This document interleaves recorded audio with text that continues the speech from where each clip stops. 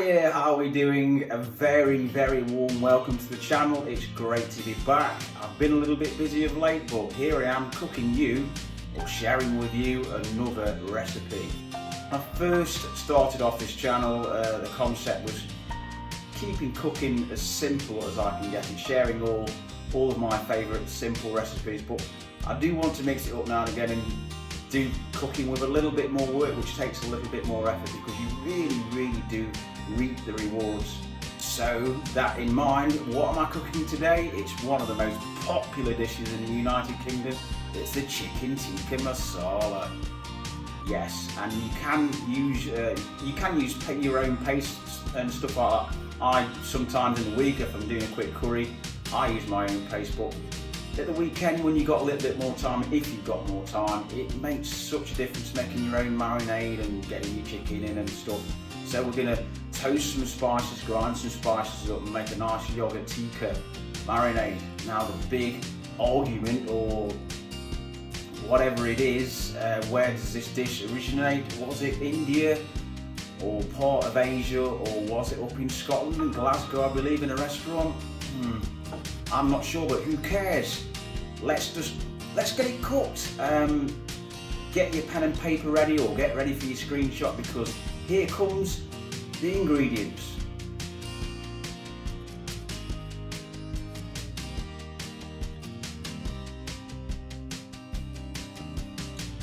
Did you get them? Well, if not, it doesn't matter, because I will put the whole marinade recipe and sauce recipe on the description of this post. So let's go and cook it. I'm really excited about this one. Okay, let's get going. For stage one of the marinade, we're going to toast some spices. So here I have a really important, a dry frying pan, no oil, on a medium-high heat. Just go straight in with your marinade ingredients, which is a heaped teaspoon of cumin seeds, a heaped teaspoon of coriander seeds, a heaped teaspoon of yellow mustard seeds, a teaspoon of paprika, and a teaspoon of garam masala. Give it a good old mix up, and what we'll do is dry fry that for about 3 to 5 minutes until it starts going aromatic, and basically your kitchen begins to smell like a lovely authentic curry house. So let's just give that about 3 or 4 minutes, and we'll get them in the pestle and mortar and grind them down. The contents of the frying pan are now in this little bad boy. This is called, if you didn't know, a pestle and mortar. It's probably one of the oldest cooking implements that we use in the kitchen now. It's ancient, hundreds of years old, this thing. If you've not got one, they're very inexpensive. You might even be lucky enough and to have your own spice grinder. That's much easier than grinding your spices, but there's something therapeutic about doing this. Also, all the ingredients that in this recipe are really easy to get hold of. You can get them all in the supermarket. So let's get grinding. You can see them coriander seeds and cumin seeds. What we're doing is trying to get that down to a bit of like a fine powder, so when you do eat your curry sauce, it's nice and smooth. So now we're going to put this video into warp factor 50. Watch how fast I can go.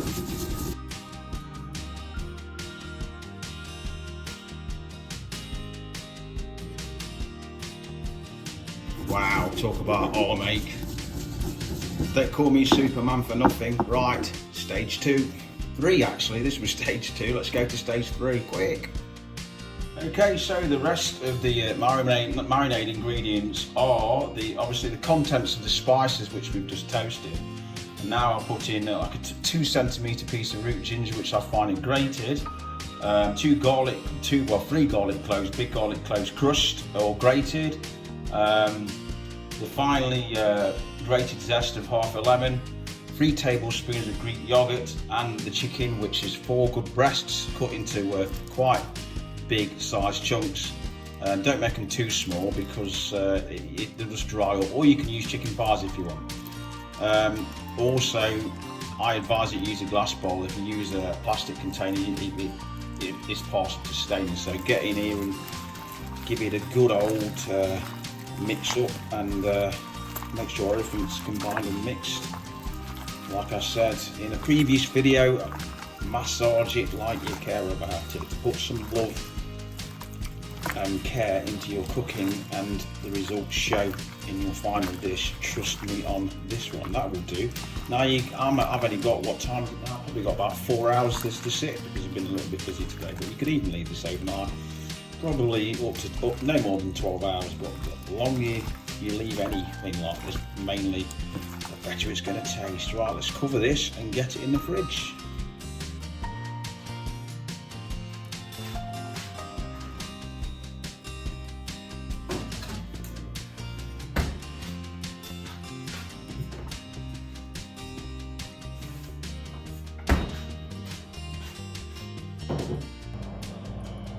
Right guys, it's really important at this point that we take the chicken out of the fridge, just to take the chill off it, and preheat your grill to medium high. So what we're going to do now is 4 tablespoons of sunflower oil, or olive oil if you want, but sunflower or vegetable oil is better, and in to the pan with our sliced onions. It's really important that the pan is only on a medium heat. I mean, we're not making a fairground hot dog here, we're making a nice curry, so we don't want any char or burn on it.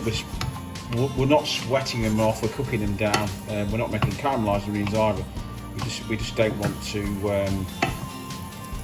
burn the onions that we're cooking. So keep your eye on these, keep them pretty much on a medium heat, medium stroke high, and we'll cut these down for about 15 minutes. Again, don't let them burn. We don't want that. We don't want that taste in our curry. So let's look at our chicken.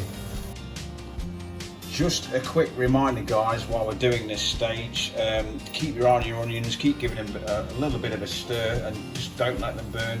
Watch them like a hawk. So we're sweating these down while we're prepping our chicken. Okay, so all I've done is taken the chicken out of the marinade bowl and spread it over a grill pan lined with tin foil. At this stage, I can guarantee you the smell will absolutely assure you that you're going to be eating an absolutely epic curry. So all we're going to do here is put it under a grill, medium-high grill, 5 minutes aside. We're not aiming to cook the chicken right through. All we're looking at doing is getting some colour on it, a little bit of char. It's very, very important that we don't cook the chicken through, because we'll finish the cooking in the sauce. If you cook the chicken at this stage right through, by the time you get it in the sauce, you'll overcook it and dry it all out. We don't want that. So let's stick this under the grill for 5 minutes, 4 or 5 minutes, and turn it another 3, 4, 5 minutes. All we're looking for is a bit of colour. You've got to play it by ear and judge it. So the chicken has now been under the grill for about 4 minutes. As you can see, there's slight colour on each one. Again, we're not looking to cook it through, just looking for a bit of colour. So let's flip them over and give them another 4 minutes. So the onions have now been sweating off for about 15 minutes. I've actually got a little bit more colour on these than I'd like, taking my eye off the ball, filming these, stuff like that. So now I'm going to go in with the garlic and ginger mix. Smelling amazing. And we'll carry on cooking this on a medium heat. We'll cook this out for about another 4 or 5 minutes. Right, a few minutes later, and this is the stage we're at. The next stage is going in with the finely chopped chilli and the turmeric. It's not turmeric, it's definitely turmeric. And we'll carry on, same again, medium heat, continuously stirring for about another 4 minutes. So we've now cooked our chilli and garam masala down, as well as the garlic and chilli, and this is a classic base of really any curry. And just to finish that off, we'll just wing it. About 2 generous tablespoons of tomato paste, tomato puree, whatever you want to call it. And the same as you do with a little bit of flour when you're making a roux or anything else, we'll just cook the rawness of that out for a few seconds. A little bit more heat now to slightly more medium towards medium high. Smells again absolutely delicious, amazing rather. It will taste delicious at the end, I can assure you. now I'm happy that that's nice and combined, so we'll add the amount of stock stated on the recipe, which is 400 ml.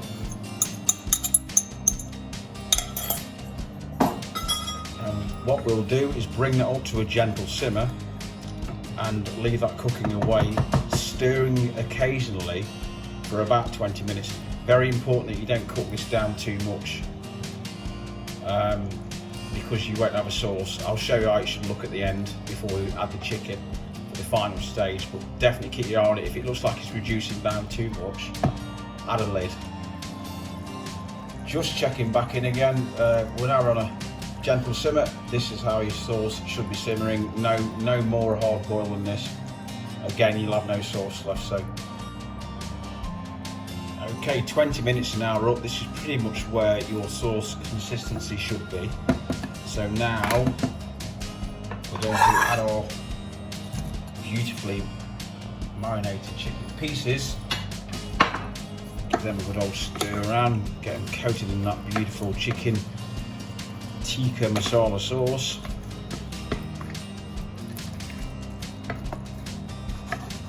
Turn the heat up a little bit, just around medium high now we're at. Lid on, because if we don't, we'll have no sauce left and we'll have a very dry curry, and we'll simmer that just to finish the chicken off for another 10 minutes. If you're having rice now with this curry, it's time to get it on now. If you want to learn how to cook the perfect basmati rice, click the pinned comment. Okay, the chicken has now been cooking for just an extra 10 minutes just to make sure it's cooked through. Just look how delicious that looks. Now I'm going to go in with 3 tablespoons of the Greek yoghurt, the same pot as we used for the marinade, just to get it used up. Give it a good old stir around. And all we need to do now is add the chopped coriander, stir that through. Now it's looking like a proper curry, this. All we need to do now is take the sting off the cold yogurt that's gone in. Just bring that up to temperature. And while you're doing that, get your rice ready on your plate, and we are ready to go. All I will finish this with is a little bit of freshly chopped coriander just on the top, just to make it look a little bit prettiful.